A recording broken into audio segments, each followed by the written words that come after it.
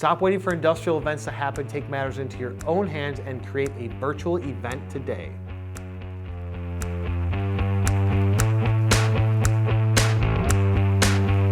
For those of you that are new to the content, I talk about industrial marketing, industrial sales. It's all that I know. For the past 23 years, I've been in this industry, 8 years owning Manufacturing Tribe, the leading number one industrial sales and marketing agency, where we have over 50 years of experience before the agency. So we know industrial better than anybody else out there.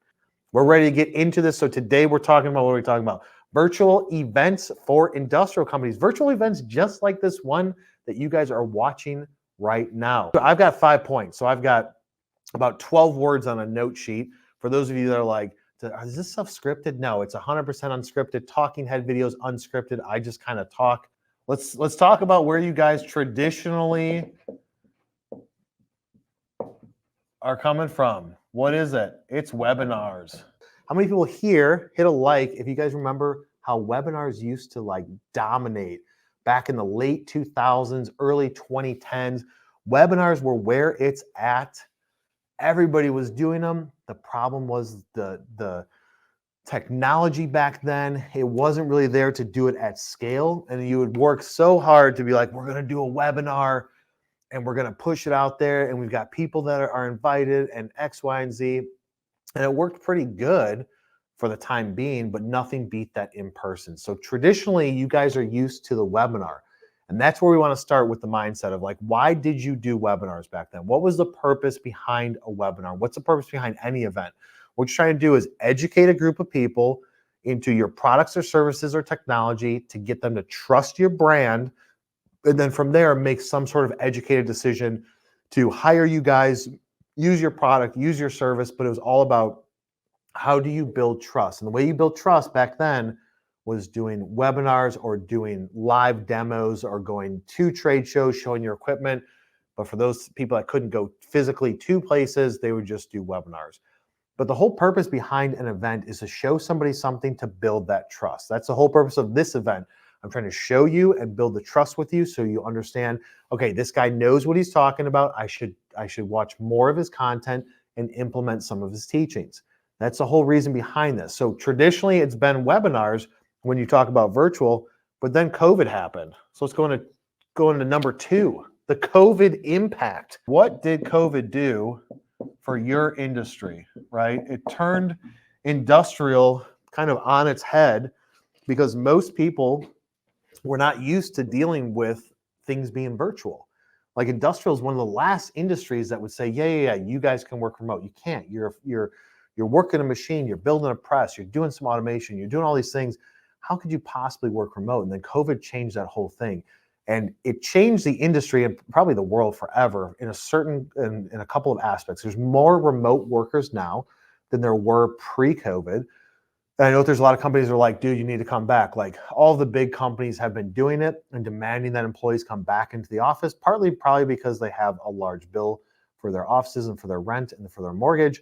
And partly because collaboration, man. You need to come back in the office. It's easier to collaborate together as a team than it is virtually. But that COVID impact made it to where all trade shows shut down and it is all virtual. But even still, the industrial market did not respond fast enough to take advantage of those things. We had some customers that said, hey, we can't do trade shows. Trade shows are our biggest revenue generators, our biggest lead generator, going to all these trade shows every single year, which I was like, really? Trade shows are your number one? Then your digital marketing must suck, because trade shows should not be the number one lead generation builder and platform for you guys. But that's where he said, we'll just do it virtually. And I'm like, what do you mean virtually? We'll just have an event, invite people to that event, go through whatever you would go through at a trade show, show them some technology, go through a pitch, show them some behind the scenes footage of what is it you guys do, how can your solution help them, ask them questions, get engagement, and just do it virtually. But it's like, where do you start with that? And how do you get into that side of things? That's where you get into number 3, the platforms. The platforms are going to be LinkedIn, and I'm sure you can imagine YouTube going live, or self-hosted. What do I mean by that? So LinkedIn, you can grab anybody that you don't know personally. You don't have their contact information. You didn't market to them. Anybody can see your LinkedIn Live. Anybody can see your YouTube Live if you're pushing out on YouTube. But the self-hosted aspect, that's where, private Zoom meetings, or if you're using a third-party software like what we use, where you can set up an environment to say, email market it out, push it out to potential customers, talk about it at trade shows, do it through social, and say, hey guys, you want to learn about 3 things that you can do to your current food handling system, production facility, or automation line, 3 things that you can do, 5 things to look at in 2024. Today, I'm going to walk through those things. You can do that all virtually and host it in your own environment. Invite people from social and email and make phone calls and push it out there to your network and invite them to that show and interact and engage with them. They don't even have to leave the comfort of their office or their home, because they can just come in and look at you remotely and learn what they need to learn. And then from there, you know who's attending, you've got their contact information, you can see who actually showed up, you can retarget them, remarket them. That is the power of doing virtual events and do it on the platform. So YouTube and LinkedIn are going to be pulling in people that don't know about you and some people that do know about you. It should be like, I would say 60%, 65% people that don't know you, and then 35%, 40% people that do know you, because you're going to be inviting them to it. But that is the power of this. We have done it for customers, and it's produced massive results of being able to pull in their market of their followers on their company page, or taking sales and marketing people or owners or CEOs or presidents, and be able to say that you guys should come to this event and invite them, connect with them on LinkedIn and invite them to the event. The great thing about it is that there is a replay for those people that aren't going to watch it, but they say, hey, you know what? I do want to attend. There is a replay for it. And if you do it correctly, like what we've done with some clients, we're streaming it on LinkedIn, on YouTube, and you're capturing all that information to then take that piece of video content and chop it up so you can email market it. So it's a whole system of, like, the purpose of this is you want to, like, once you have the piece of content, then you can email it out to people for replay, the full replay. You can do shorts from it, right? Because you're going to try and get some sort of small content. Those shorts can go on LinkedIn and YouTube. And those of you that are like, oh, I don't know about YouTube, dude, YouTube is the #2 search engine in the world, second to Google. So why wouldn't you want to be focusing on having a brand presence on YouTube? Now, I'm going to tell you that you're not going to get tens of thousands of subscribers that are relevant, because most people in this space, they just don't subscribe because they don't spend a ton of time on YouTube. But once you have that event, this is where it all comes from. Email stuff from that event, email the replay. You can follow up email. You can follow up to all the attendees. You can provide them with some piece of content, something that's valuable, a checklist, a document, an article, a presentation, the whole deck, whatever it is. What else can you do with it? So you can email it out. You've got shorts for it. You can post on your website. You can have a whole section that's just called live content. Like, you can have a whole page, resources, live content. Like, there's so much that you could do with it once you create it. And that's the key. Like, this directly goes into the content creation side of things. And if you know anything about my channel or anything I talk about, it's all about producing as much quality content as possible to stand out. Look at your competitors and tell me how many of your competitors are doing LinkedIn Lives, YouTube Lives, talking about their specific service, their specific product, something that's new to them, some new technology behind the scenes, helping people out by providing value. Most of your competitors aren't doing that. And the reason why is they're like, well, what's going to come from that? I guarantee you, if done correctly, if done with an agency like ours, if done correctly, even internally, inviting people to a live, building up your audience, building up your connections, and doing it consistently every single month, you will see a massive ROI eventually, to where that is going to generate a lot of opportunities for you. And it may end up being in the form of people asking questions, people bringing things up in your presentation. And you may be also thinking, but Kyle, you talk about marketing, that's a lot easier. I sell this industrial product, I have this service. What I'm going to talk about, the first thing that you can talk about, your first live ever, your first virtual event, just do it based on something that you're confident that you can talk about. So pitch your company. That's what I would say first. Hey guys, I want to just spend quick 20 minutes talking about some of the things that we're getting into in 2024 and some things that we've seen some massive success with our customers. You're an industrial automation company, you're a press builder, you're a machine shop, etc. Walk through your presentation, walk through your pitch, ask for people to ask questions, ask for people to get some sort of engagement, but just walk through it. That will make you stand out by itself. Then from there, bringing in an engineer, having them pitch some technology, bringing in somebody from ops, having them talk about something specific, having it two people in the room, just like what we're doing here. Have people do those things, record that, engage with the audience, and then you can push it out there. That's the key here. Get out of the comfort zone, create some content, do it live virtually. If you don't want to be like, dude, I don't want to go LinkedIn live one time a month, once a week, etc. Okay, just do one event a quarter. Plan it out. It's going to be a 3-hour event, a 4-hour event. You're going to push it out on social. You're going to push it out through YouTube. You're going to push it out through email, and it's self-hosted event. So you're not live to the public. You're just live to whatever your audience is. And in this event, you're going to talk about technology trends, things that you're updating, anything like that. Maybe it's a 2-hour event. You got 5 speakers that are all going to talk for X amount of time.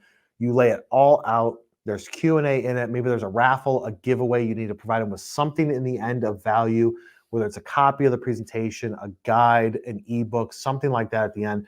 But just look at it and say, once a quarter, I want to do an online virtual event. And if you're going to do that, you have to push it out through channels that you know you're going to get some attention. So social, email, and your existing customers, and on the phone. That's the best way to do it organically to where you're not spending a lot of money.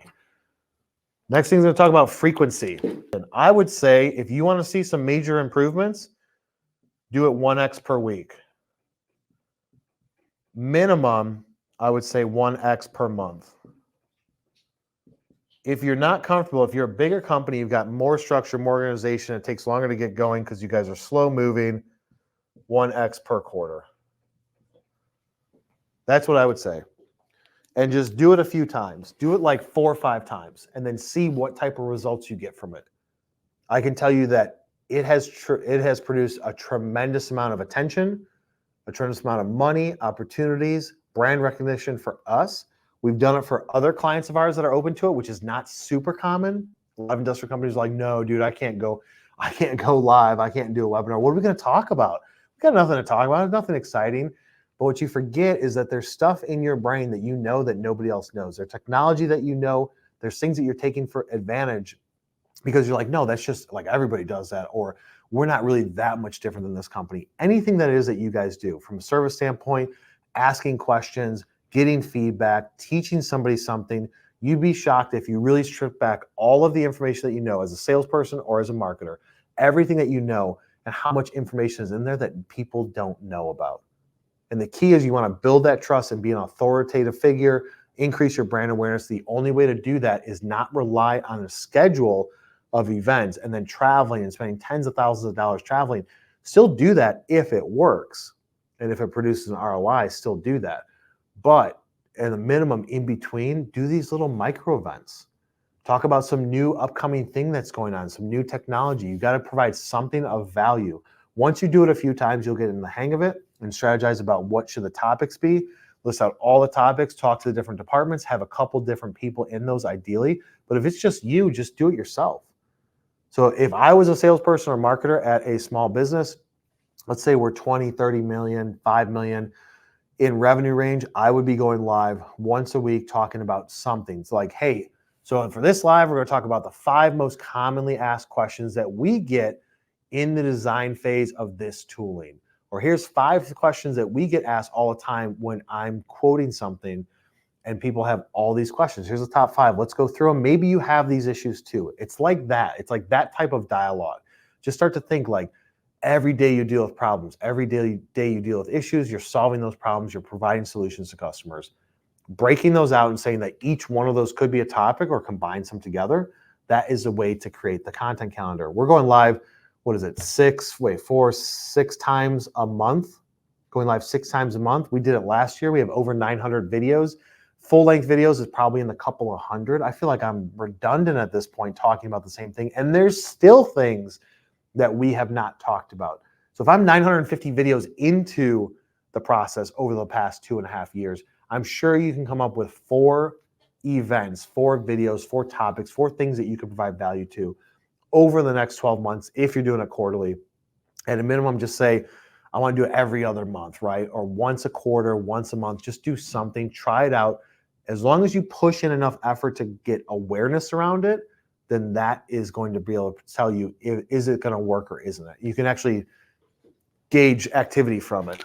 The last step is going to be looking at number 5, looking at your pipeline. Looking at your pipeline of opportunities, conversations. This should produce opportunities in your pipeline if you do it well enough and push it out there, and if you do it for a long enough time. And if you go into it from a standpoint like, look, I want to teach 5 engineers something on this event. As long as I teach 5 engineers something about what is it we do and what could help them out on their daily basis, then it's a win.